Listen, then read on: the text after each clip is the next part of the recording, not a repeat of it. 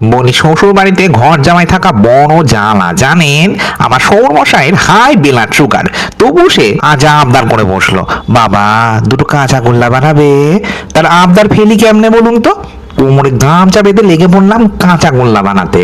আর কাঁচা গোল্লা বানাবো সেটা আবার একদম সিম্পল ভাবে, সৌর মশাই খেতে চেয়েছে যে, তাই এটাতে একটু ভিন্নতা আনতে বানাচ্ছি আজ কাঁচা গোল্লা, তাও আবার লিচুর স্বাদে।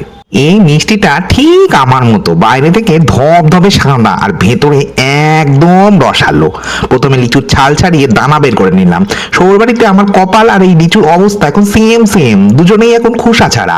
খোসা ছাড়ানো লিচুগুলো দানা বার করে শ্বাসটা ছোট ছোট টুকরো করে কেটে নিয়ে ফেরেস ছানার সাথে লিচুর টুকরাগুলা সাথে গুঁড়া দুধ দিয়ে ভালো মতো রগড়ে রগড়ে মেখে নিলাম।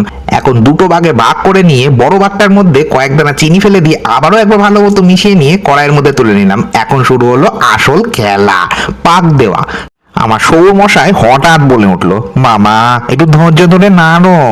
গিন্নি যেভাবে আমায় দিন রাত পাক দেয়, ঠিক সেভাবেই ছানাটাকেও পাক দিয়ে সমস্তটাকে একসাথে মিশিয়ে নিয়ে এবার গোল গোল বল পাকানোর পালা। তবে বিশ্বাস করুন ভাই, গোল পাকানোয় আমি এখন এক্সপার্ট। সারাদিন গোল গোল কথা শুনে তো দিন কাটে আমার।